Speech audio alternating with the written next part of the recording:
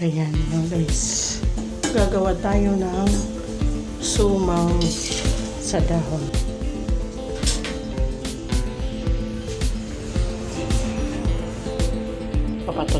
Papatuloyin natin dyan bago tayo magbalot at pupunasan. Ayan mga mamis. Tukasan natin yung bigas. Tatlong kilo ito. Panghalap ng mami. Pagkakakitaan natin.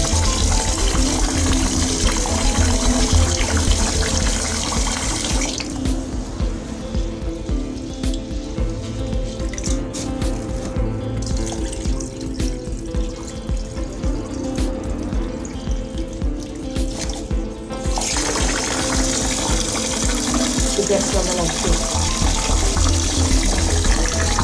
Bigas na malagkit. 3 kilo. Bigas natin 3 beses kasi minsan maalikabok sa mga tindahan.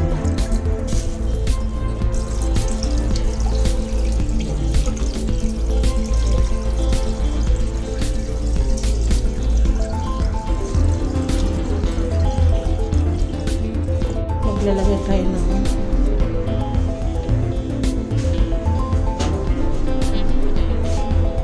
saka kapag sa teaspoon na asin.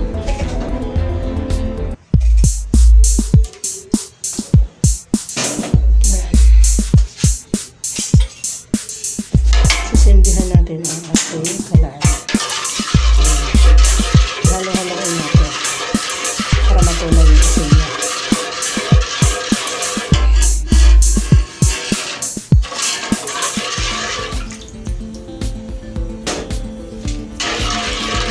Bago natin ilagay yung ating bigas na malagkit, ay titikman natin ito. Papakuluin muna natin ang ating gata. At tukulawin mabuti yung asin. At titikman natin kung tama na yung alat na. Suman sa dahon na ano lang siya, matabang lang. Yung gata lang na puro at saka asin. Ayan. Guys, kulog na yung kata niya. Purong kata na may asin. Kunting asin.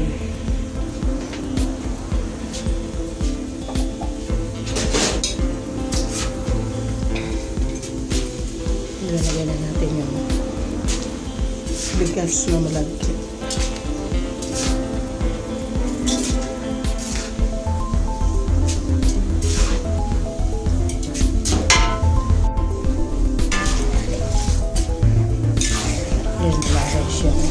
Bigas na malagkit. Pwede nyo ito pagkakitaan mga guys. Yung mga nanay, mga mami na nasa bahay lang. Para hindi agad mapanis yung ating suman, pakuloyin nyo muna yung ating kakangkata bago ilagay yung ating malagkit. 3 kilo malagkit na bigas, yung purong malagkit, saka 4 na tasang gata. Kahit medyo hilaw yan ay maluluto yung pag nilalagay na sa dahon. Ayan. Kung sa tingin nyo kulang yung gata, yung kakang gata, pwede po kayo magdagdag ng kunting tubig. Kailangan kasi medyo hapkok itong pagkaluto para mabalot siya sa dahon. Hindi pwede masyadong bigas. Yan na mga mamis. Ang tama talaga niyang sabaw o kakanggata kung dadagay nyo ng tubig is bawat 1 kilo ng malagkit na bigas ay 2 tasang ganito. Magbamag. Ganito kalaki. Yun. Isakto lang yung siya hapkok ng pagkaluto. Ayan, hanggat medyo may tubig pa, hayain niya para hindi magkaroon ng tutong sa ilalim.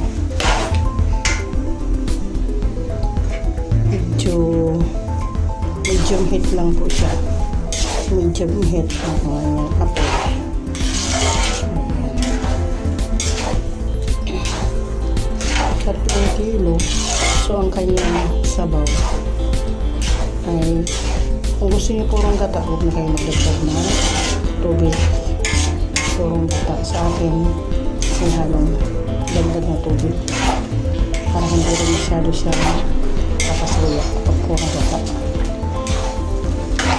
Ayan. Medyo tuyo na siya. Ayan. Papahinaan natin yung apoy.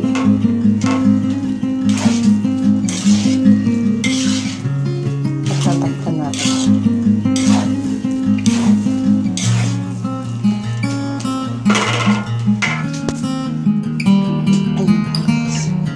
Tatakpan natin. Kailangan hindi siya masyadong tuyong-tuyo.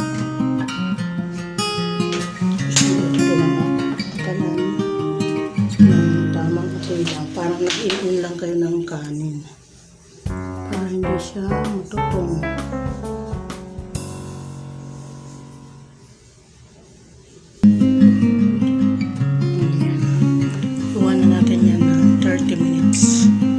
Kalahating oras na mayroong takip. Yan na mga mamis, yung malagkit natin na sinaing. Patatlog lang. Ayan yung aking dahon ay sabi na niluto na sa mainit na tubig. Ayan, babalutin na natin dito. Punasan na yan yung ating dahon. Mga ganito kadami. Ayan.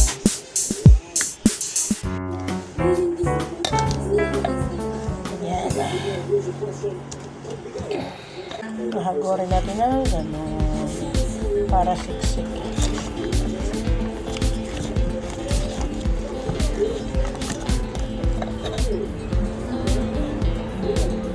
Kailangan mahaba kasi sayang yung dahon. Ano to, pang 15 pesos. Pang 15 pesos ito. Ayan. Ay, medyo karama.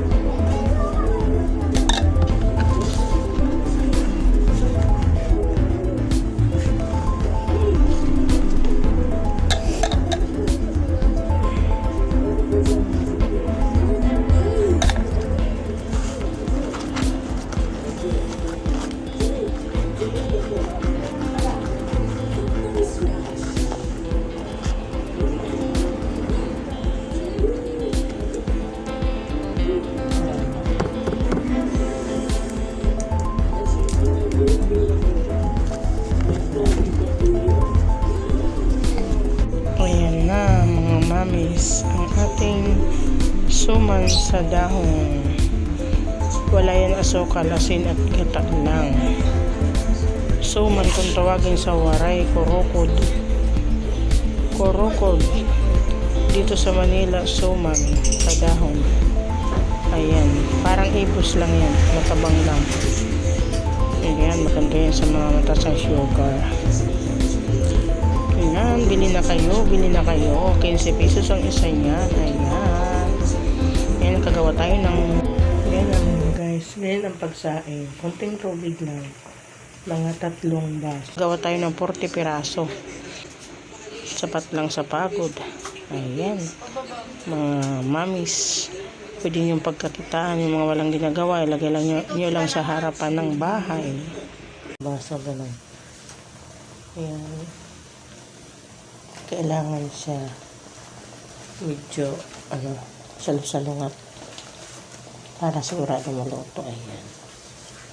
Pero hindi yan kagaya ng ibang suman na mahirap lutuin. Ayan, medyo madali lang lutuin. Siguro 30 minutes. 30 minutes lang to. Ilang dahon sa ibabaw. Tapos tatakpan natin ng gabi. Yung medyo nakaangot pa. Mga 30 minutes lang yun mga guys. Ayan na mga guys, yung aking suman sa dahon. Ayan, aalisin natin. I-drain natin. Ayan. Papatuloyin natin yun dyan. Para hindi po siya agad mapanis. Saka maalis yung kanyang tubig-tubig. 20 minutes ko lang yung linoto. Mga bulaklak doon. Doon sa may... Hello mga subscriber, mga friends. Good morning, good morning. Yung hindi pa po dyan nakaka-subscribe sa aking channel, please like and subscribe my YouTube channel, Nits Wariwaray po. Ayan, and click the button para po naka-update kayo sa aking mga live at sa aking mga videos. Ayan. Ayan na. Tapos na yan. 20 minutes lang yan ng luto. Pero pag hilaw pa masyado yung bigas, pwedeng 30 minutes. Ayan. Ang ating suman sa dahan na gata lang at saka asin. Pwede yung pagkakakitaan yan mga friends, mga mommies, yung mga nasa bahay lang. Sana makatulong sa inyo ang aking video. Bye! Love you all.